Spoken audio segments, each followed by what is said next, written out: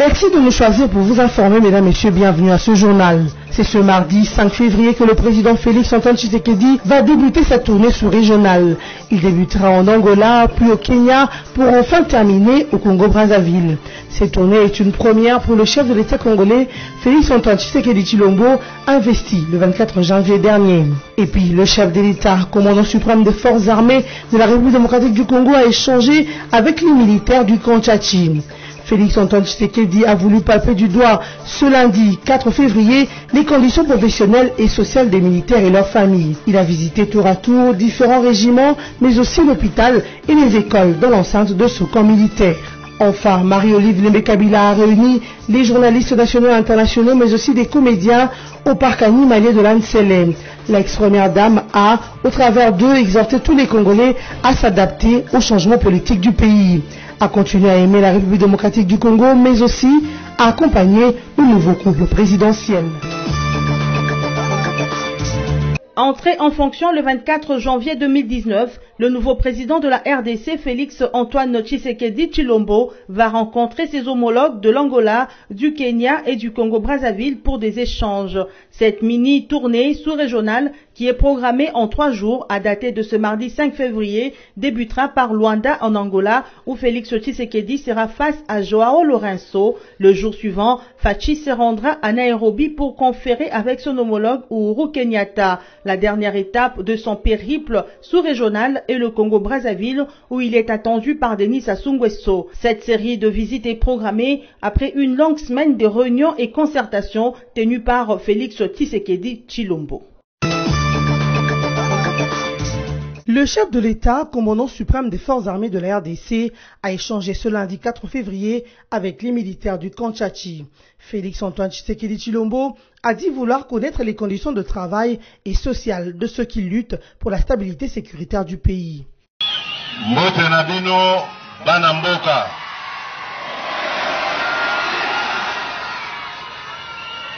Nazali nesengo mingi ya komona bino.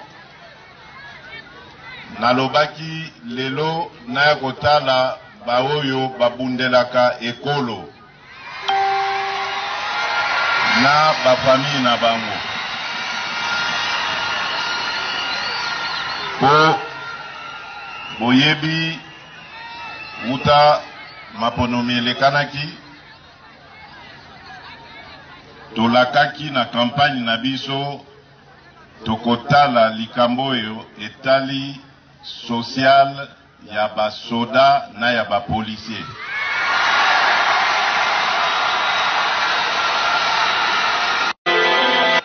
Lokwa na yebi que bozali ba voisin na ngai nazaka pembeni na bino wana visite ya camp pona lingi na yeba ndenge nini soda na famille na ye bazali soigné. Soki eloko akobongisa ezali toluka ba moyen ebonga. Nalingi natala likambo oyo etali ration na bino. Soda na famille na ye baliaka ndenge nini, balalaka ndenge nini. Likambo etali ba équipement na bino awa na kati ya camp ezali ndenge nini. Bayebisinga pe ke kelasi ya bana ezali awa na kotala etali ni ezali totala ndenge nini tokoki kobongisa yango.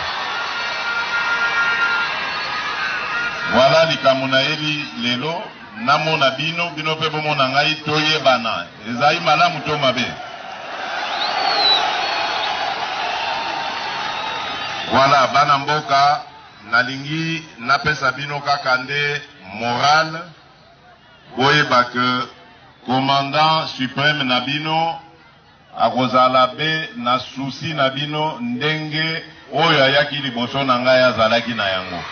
Accueilli par le général-major Ilunga Kabamba Kampete, commandant de la garde républicaine, le président de la République a visité tour à tour le 10e, 11e et 12e régiment d'infanterie ainsi que le 15e régiment commando, le 16e, le 17e et le 18e régiment de la garnison de Kinshasa. Félix-Antoine Tshisekedi a aussi visité l'hôpital et les écoles dans le camp Tchatchi. Il a été ovationné par les familles des militaires, ému de voir un chef d'État visiter le camp militaire il y a plus de 20 ans. Petit à petit, l'oiseau construit son nid, dit-on. Les cabinets du nouveau chef de l'État s'est construit peu à peu, où les fauteuils du conseiller spécial en matière de sécurité vient d'avoir pour occupant François Béaka Songo, nommé par ordonnance présidentielle, c'est samedi 2 janvier, qui est cet homme qui va désormais jouer les rôles du numéro 1 du Conseil national de sécurité. Homme d'une soixantaine révolue, Béaka Songo est un professionnel de service des renseignements en RDC. Il vient de passer 12 ans à la tête de la Direction générale de migration. Il a fait partie, au début de sa carrière, du Conseil national de sécurité sous les régimes moboutistes. Il a ensuite intégré l'Agence nationale des renseignements ANER sous Mzee Laurent Désiré Kabila. Béaka Songo a occupé la tête de la DGM avec Joseph Kabila et le régime Tshisekedi les récupère vu ses compétences et lui donne une place au sein de son cabinet. Cette nomination a engendré un changement à la tête de la Direction générale de migration, d'où François Béaka Songo est ainsi remplacé par Roland Kachouantale Chioza, ancien directeur de la chancellerie nationale. Après le meeting de la coalition Lamuka tenu samedi 2 février 2019 à la place Sainte-Thérèse dans la commune de Njili à Kinshasa, le commissariat provincial de la ville de Kinshasa, dans un communiqué signé par le général Silvano Kasongo, met en garde la coalition Lamuka suite au dérapage constaté lors de son meeting. La police déplore l'appel à la désobéissance civile lancé par certains organisateurs du meeting à leurs militants, les troubles de l'ordre public ainsi que l'agression du journaliste d'Africa TV, des accusations que la coalition Lamuka rejette en bloc. Pour elle, le meeting dit de vérité s'est déroulé sans dérapage et il n'y a eu aucune incitation à la haine. Le même communiqué de la police de Kinshasa indique que les clauses issues de la réunion entre la police et les organisateurs du meeting ont été intentionnellement violées. La police déplore également la présence des mineurs à cette manifestation. Notez qu'enfin, la police précise qu'elle ne va plus tolérer des débordements à l'avenir. L'association sans but lucratif Assemblée des hommes libres a dressé une liste de près de 200 personnalités congolaises qu'elle estime ne plus être dignes de se voir confier des quelconques postes de responsabilité au sein de la prochaine gouvernance du pays. Pour Christian Emango, président de cette association, ces personnalités se sont illustrées par la mauvaise gouvernance, le culte de la personnalité et bien d'autres raisons qui n'ont pas permis l'avancement du pays. L'idée nous est venue à partir du constat que tous les Congolais font en ce moment, qu'il y a des personnalités qui se sont illustrées par la mauvaise gouvernance, qui se sont illustrés par le culte de la personnalité, qui se sont illustrés par la mégestion, en tout cas beaucoup des causes qui ont fait en sorte que notre pays ne puisse pas avancer.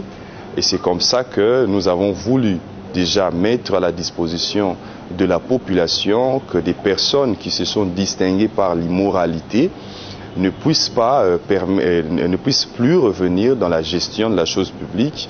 Parce qu'évidemment, c'est une question d'éducation, c'est une question d'intérêt national.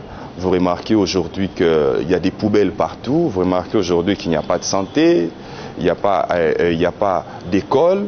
Et tous ces gens-là, c'est parce qu'ils n'ont pas su, en tout cas politiquement, à bien mener leurs actions pour permettre à ce que le pays puisse se développer. Et c'est à partir de ce constat-là, et après avoir mené des enquêtes, que nous avons publié cette liste-là comportant ces personnalités qui ne devraient plus revenir dans les institutions parce que leur action politique a été chaotique. Après avoir rendu publique cette liste, l'Assemblée des hommes libres prévoit de la présenter au président de la République, Félix Tshisekedi, comme nous le confirme ici Christian Emango. La prochaine étape est celle-ci. D'abord, nous avons commencé par publier cette liste-là pour que la population congolaise arrive à identifier chaque personne qui se trouve là-dedans.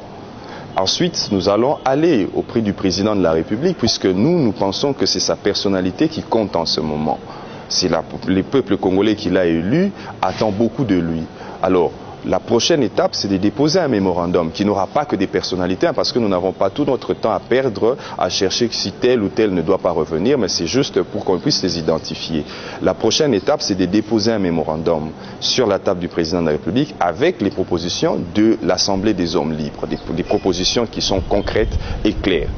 Et en attendant, parce que l'événement le plus immédiat que le peuple congolais est en train d'attendre, c'est le gouvernement central. Dès que le gouvernement sera là, nous allons veiller et nous allons scruter pour voir quelles sont les personnes que le président de la République a jeté son dévolu. Si jamais ces personnes-là reviennent, je pense que la population est témoin, je pense que tous les peuples congolais est déjà témoin que l'Assemblée des hommes libres avait tiré la sonnette d'alarme et que s'ils reviennent, c'est qu'il faut s'attendre. Et c'est concret. Aujourd'hui même, lorsque nous faisons cette interview, ça chauffe encore à la RTNC. Et donc, si ces différentes personnes-là reviennent, nous disons au président de la République que la grogne sociale ne va pas s'arrêter. Il y aura des manifestations tantôt ici, tantôt là-bas. Il y aura des grèves tantôt ici, tantôt là-bas.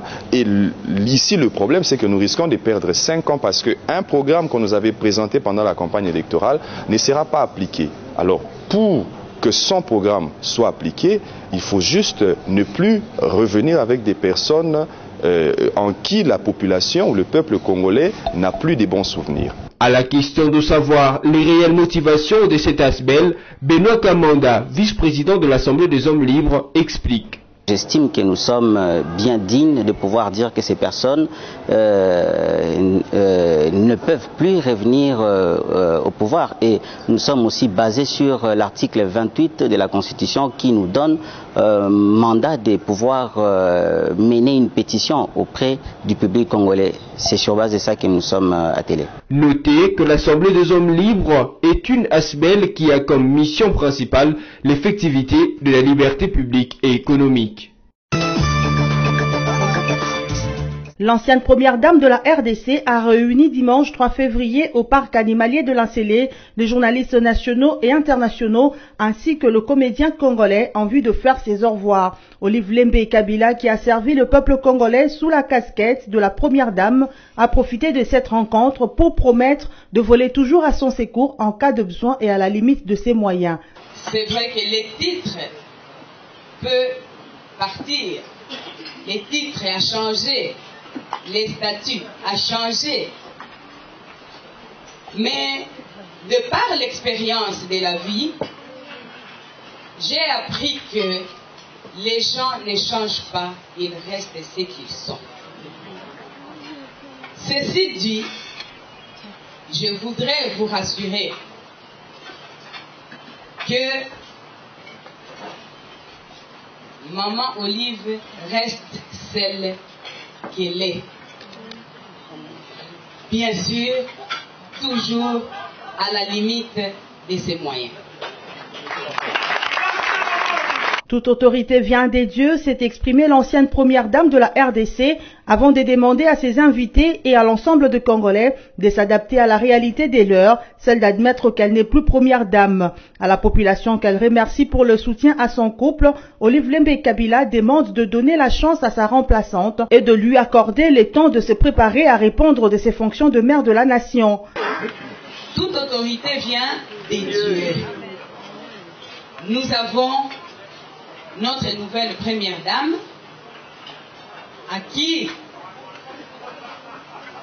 nous disons et nous avons déjà dit bienvenue, mais sinon c'est surtout à vous autres que je demande, parce que j'ai constaté que à l'oreille les chuchotements qui me viennent ne sont pas du tout ceux-là, et donc je demande à tout le monde de lui donner un peu de temps pour qu'elle puisse s'organiser, et comme ça, elle saura bien faire face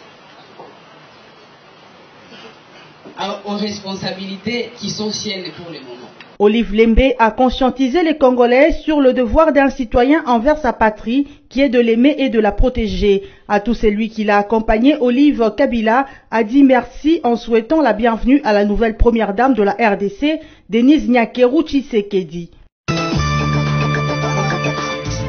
Le Fonds de promotion de l'industrie FPI n'a pas dérogé à la traditionnelle cérémonie d'échange de vœux pour le nouvel an 2019.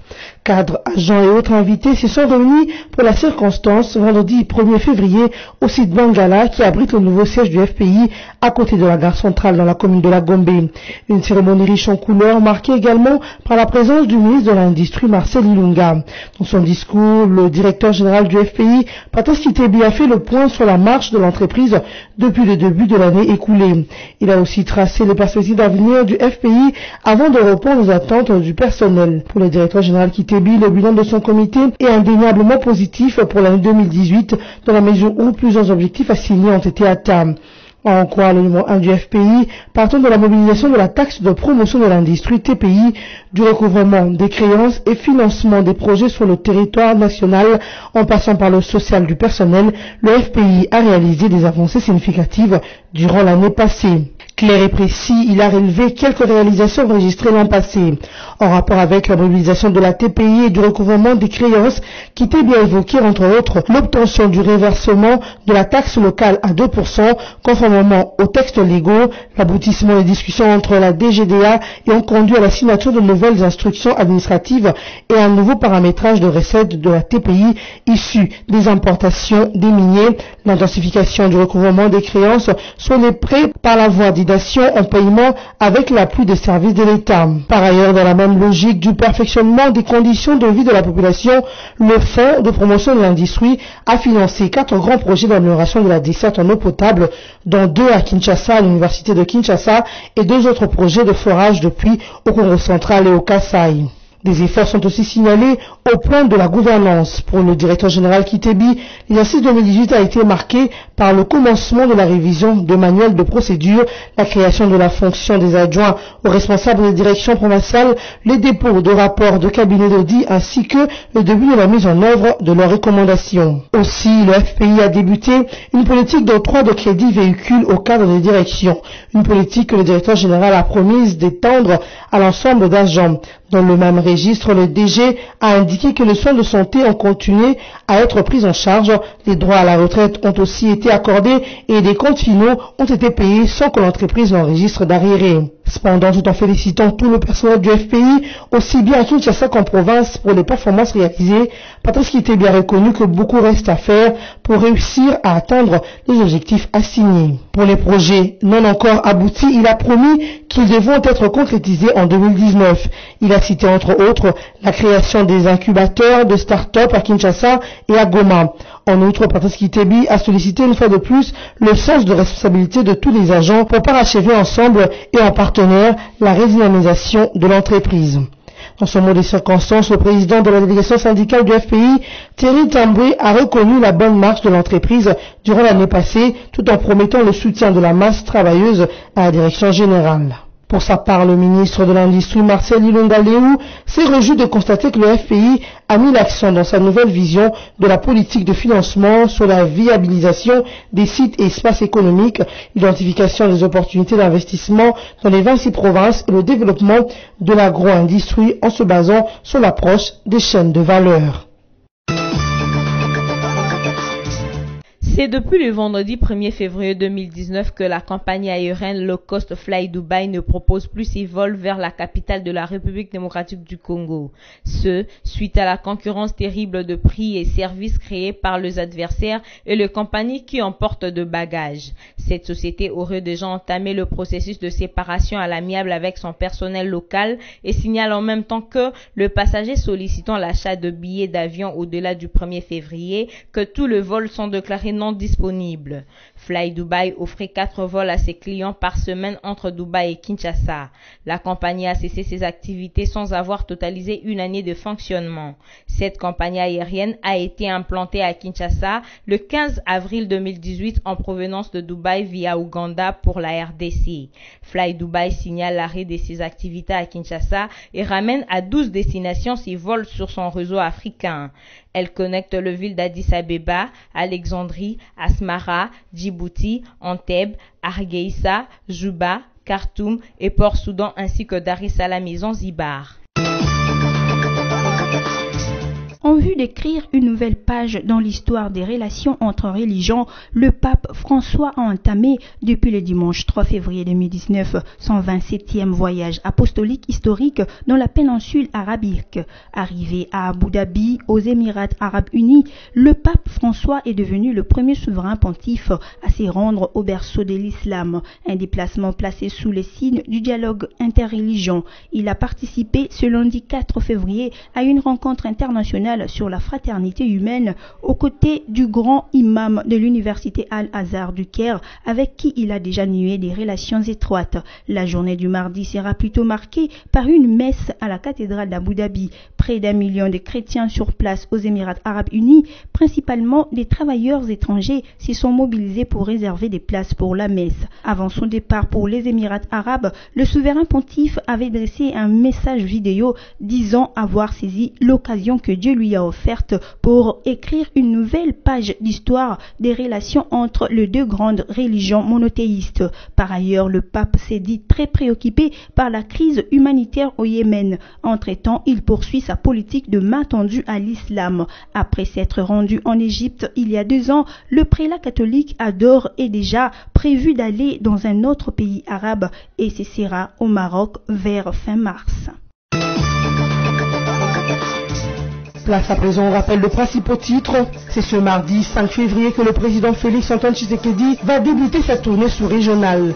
Il débutera en Angola, puis au Kenya, pour enfin terminer au Congo-Brazzaville. Cette tournée est une première pour le chef de l'État congolais, Félix Antoine Tshisekedi Tshilombo, investi le 24 janvier dernier. Et puis le chef de l'État, commandant suprême des forces armées de la République démocratique du Congo, a échangé avec les militaires du camp Tchatchi. Félix Antoine Tshisekedi a voulu palper du doigt ce lundi 4 février les conditions professionnelles et sociales des militaires et leurs familles. Il a visité tour à tour différents régiments, mais aussi l'hôpital et les écoles dans l'enceinte de ce camp militaire. Enfin, Marie-Olive Lembe-Kabila a réuni les journalistes nationaux et internationaux, mais aussi des comédiens au parc animalier de l'Ansele. L'ex-première dame a, au travers d'eux, exhorté tous les Congolais à s'adapter au changement politique du pays, à continuer à aimer la République démocratique du Congo, mais aussi à accompagner le nouveau couple présidentiel. Ce journal est terminé. Merci à vous tous qui l'avez suivi.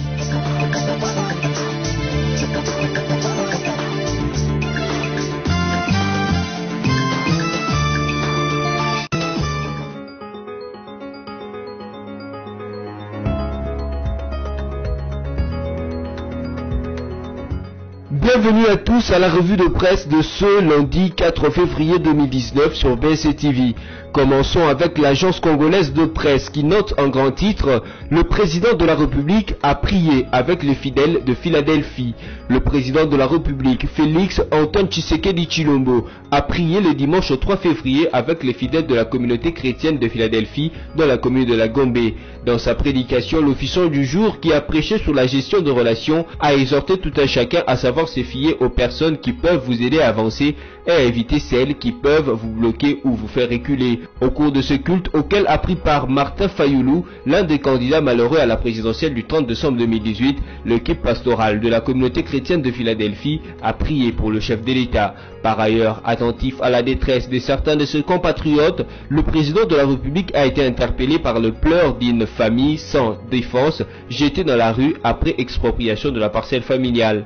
Le chef de l'État a ordonné la surséance du dossier en attendant d'obtenir toute la lumière sur cette affaire. Poursuivons cette revue de presse avec actualité.cd qui écrit RDC Félix Tshisekedi, une tournée sous-régionale plus que symbolique. Félix Tshisekedi sera en mi-tournée sous-régionale à partir de ce mardi, annonce son cabinet. Il a prévu qu'il se rendra d'abord en Angola, ensuite au Kenya et enfin au Congo-Brazzaville. D'après son entourage, il sera question de prendre langue avec João Lourenço pour discuter de la coopération bilatérale avec l'Angola, considérée comme une puissance sous-régionale. Avec Uhuru Kenyatta, la rencontre est d'abord motivée par le fait que le président kenyan était le seul chef d'État étranger présent à la cérémonie d'investiture du président Félix Tshisekedi comme nouveau président de la RDC. Aussi, il faut noter que les autorités kenyennes avaient soutenu la tenue de la réunion qui avait accouché de la coalition Cash à Nairobi. Pour terminer cette tournée, il sera à Brazzaville où il sera reçu par Sassou Nguesso qui est également président de la conférence internationale sur la région de Grand Lac. Bouclons cette revue de presse avec le site de la radio Okapi qui titre « Béni, les FARDC tuent 20 miliciens à Kalingati et à Pabuka ».